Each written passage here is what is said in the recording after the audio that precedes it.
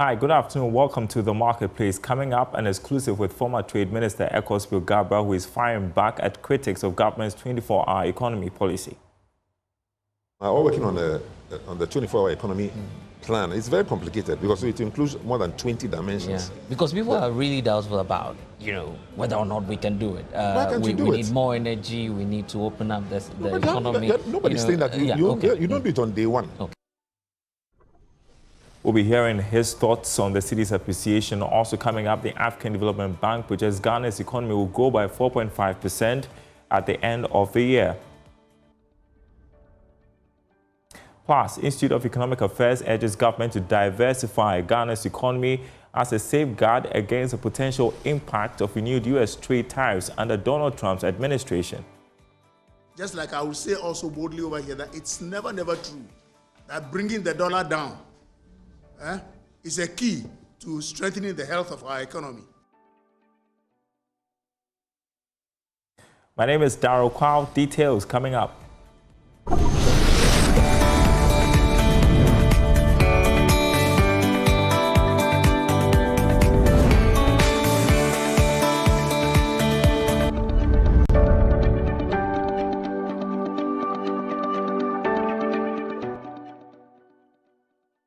Well, first up, former Minister of Trade and Industry Spio Garbrah has expressed confidence in the feasibility of President Mahama's proposed 24-hour economic policy.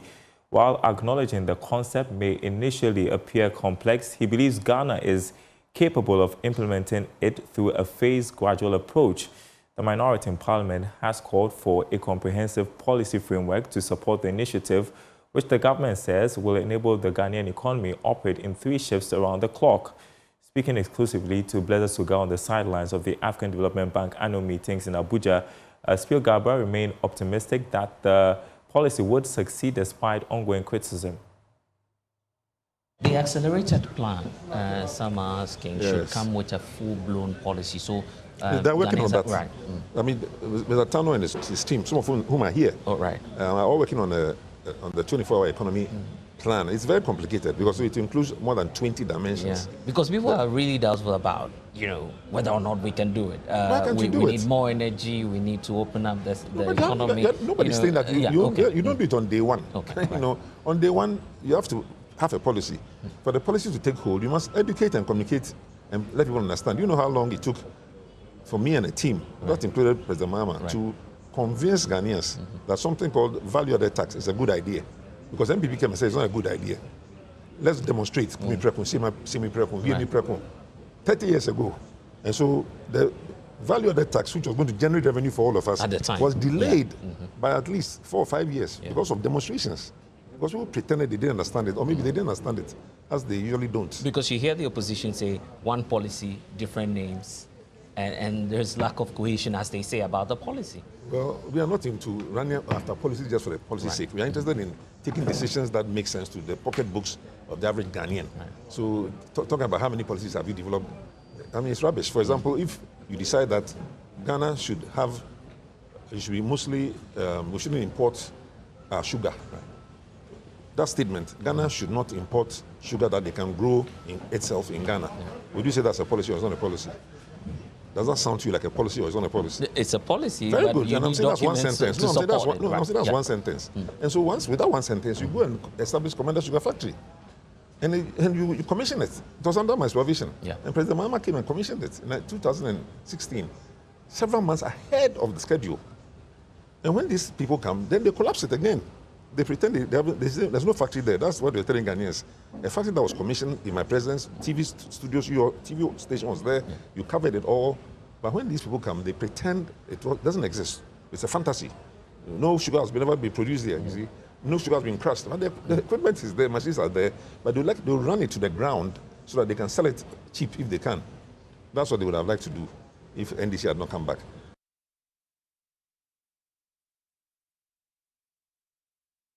Well, the former Trade Minister, Dr. Spio Garbrah, says the 30% gain by the cedi against the dollar and over 20% against the pound and euro is no fluke. He described the appreciation as a result of deliberate government efforts. The first time in a long time, at least in my generation, I'm 70+ years old, that prices are coming down. I mean, fuel prices are coming down. spare parts prices are coming down, and even traders are appealing to themselves and each other. And there are videos online that we are all reading about traders, knocking their buckets and clanging their horns, saying, time to reduce prices, reduce prices, reduce prices. Teso, teso, teso. Yeah. I mean, teso is now become a national slogan, for price reductions. Right. And most people have not seen price reductions in a long time for any kind of goods and services. So that's a great time for any economy. And at the rate at which the Cedi dollar exchange rate is progressing, 10 cedis to a dollar, I mean, that's something that nobody has ever thought or even could have predicted in January this year. Major achievement. I see. And speaking about the Cedi, in the last 690 plus days, as the experts are calling it, the Cedi has not performed this way. Correct. World's best performing currency. Right. Currently. Do you feel that this is artificial, or is something we can sustain? If it was artificial, why didn't that occur last year under the MPP? If it's so artificial, any magician should just pull that ratio out of the hat and then have 5 Cedi to a dollar exchange rate. But it takes intelligence, it takes capacity, it takes experience to know how to juggle or massage the economic activity, so that, first of all, I believe that a lot of the performance of the economy has come from slowed down spending. Yeah. So the Chancellor of the Exchequer, the Finance Minister, has not been overspending and overborrowing as was being done under the previous regime. So that alone, not having 60 ministers to use up all kinds of fuel, to use up houseboys and housegirls and personal assistants and all that, either in the Flagstaff House or in the various ministries, immediately cuts down public expenditure. Well, the full interview airs tonight on Upfront at 6 Friday on the Joy News channel. Turning to other stories, the African Development Bank is projecting that Ghana's economy will grow by 4.5% at the end of the year. This was captured in the bank's Africa Outlook report released on the sidelines of the annual meetings in Ivory Coast. Georgia Faye has the rest of the story. Government is hoping that growth will hit 4% at the end of this year. However, the African Development Bank in its latest report on Ghana thinks that the country will do far better than this, projecting a growth rate of 4.5%, or even better than that. This new growth rate is even higher than the World Bank's forecast of 3.9%, and even the IMF's own of 4%. The African Development Bank believes that a lot more variables in the country and even on the international market will work in favor of Ghana, resulting in economic activities picking up strongly in the coming months.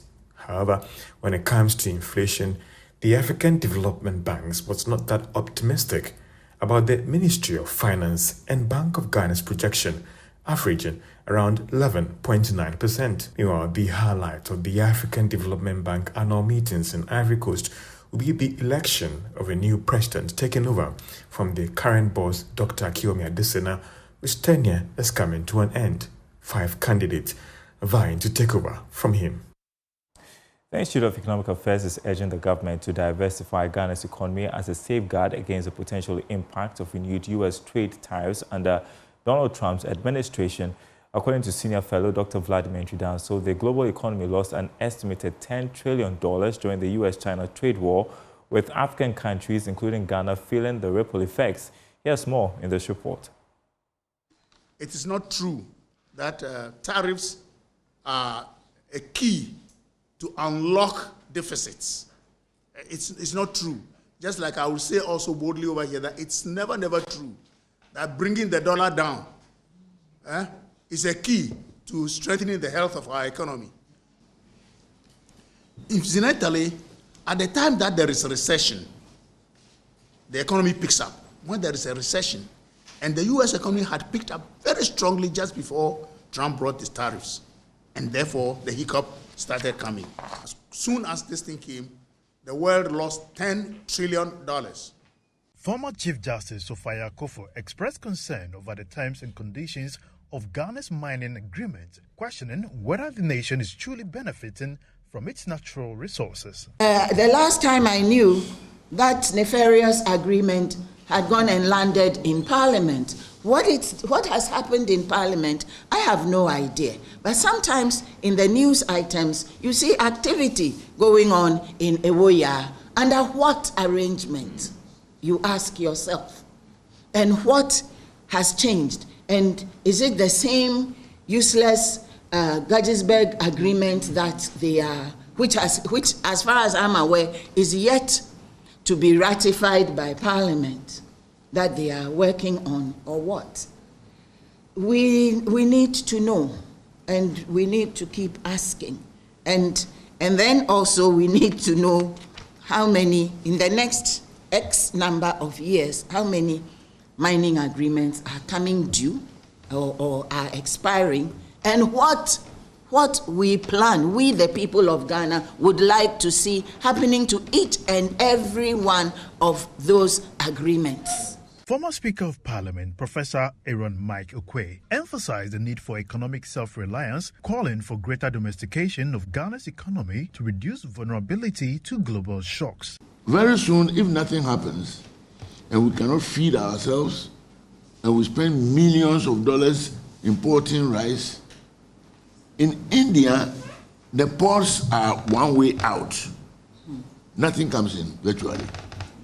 The ports are one way out. Something is going out of India. Something hardly comes into India. We are busy receiving morning, noon, and night. We are receiving. And when we receive, our few dollars go. I believe that in the face of such uncertainties, our learned lecturer, we should find ways and means of self-dependence.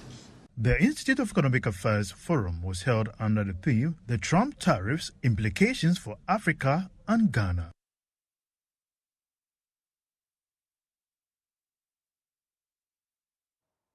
And you're watching The Marketplace. We're taking a short break. Let's Talk Tech up next.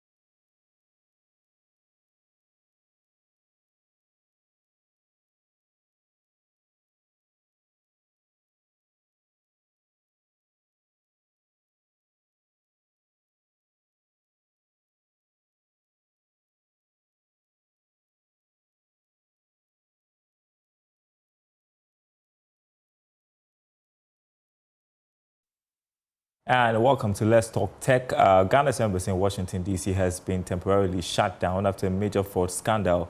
A 5-year-long unauthorized payment scheme involving visa and passport services has been uncovered, implicating a locally hired IT staffer. The employee is accused of redirecting applicants to a private portal, charging legal fees through his own company. Lead for Eyes of Africa, Henry Cobbler, joins me for Let's Talk Tech. And Henry, how could an embassy's IT infrastructure allow for an unauthorized payment portal to operate undetected for 5 years? Thank you very much. So, I mean, talking about how that has gone on for that long.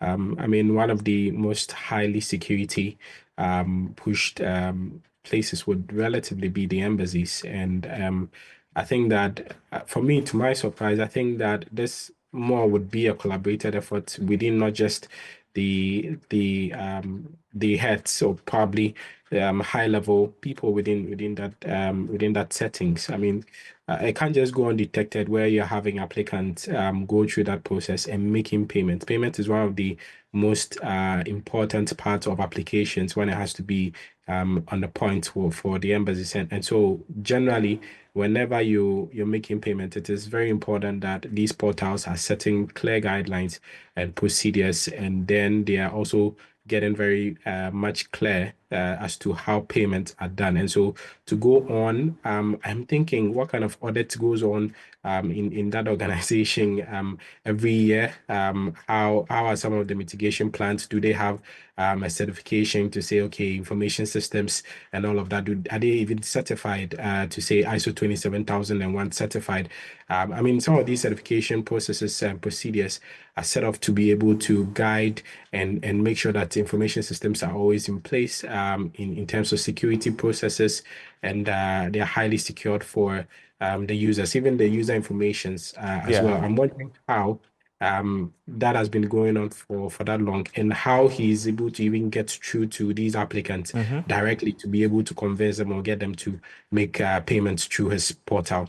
But in any ways, I could say that it's not too late. We could definitely be able to track these systems. I mean, almost every payment system would relatively be sitting either on an aggregator or a main payment processor. And so it could always be that the investigations could reveal that, and we could have prosecutions to retrieve some of these funds that have gone through to him. I mean, you raised questions about oversight. And so going forward, what systems should be put in place? Yes, I mean, one of the things that I think that has been in place, the Ghana.gov platform, I think that with this new government, they should honestly adopt that platform and then make it the one-stop shop where almost every payment that is going through to government, it doesn't have to be even for the embassies or the diplomatic communities, but even as lower as district assemblies should really have almost every payment going through that particular platform. I mean, it's very important that every kind of payment, if we have one platform, that everybody knows that every kind of payment goes through. You wouldn't have to convince people to use different platforms to be making payments. That should be the very first thing that should come into adoption. The second thing I could also say is that there should be that robustness when it comes down to auditing of IT systems.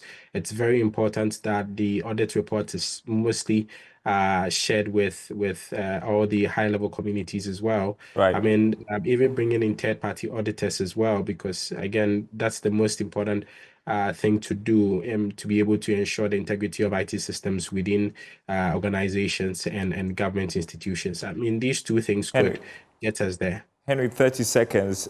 Could this indicate vulnerability of systems, not just in the US, but across our diplomatic systems abroad? I don't think so. I think this is a deliberate act to relatively get funding diverted to certain sources. This is clear-cut, intentional, and I don't think that it's a matter of vulnerability to any system that has been set up there. All right. Thank you so much, Henry Garbrah, lead Eyes of Africa. Appreciate your time here on The Marketplace. And that's our program, everyone. There is more news on our website, nigeriaonline.com/business. The day's latest stories from over there you can get up to date. We're leaving you with our currency update. Enjoy.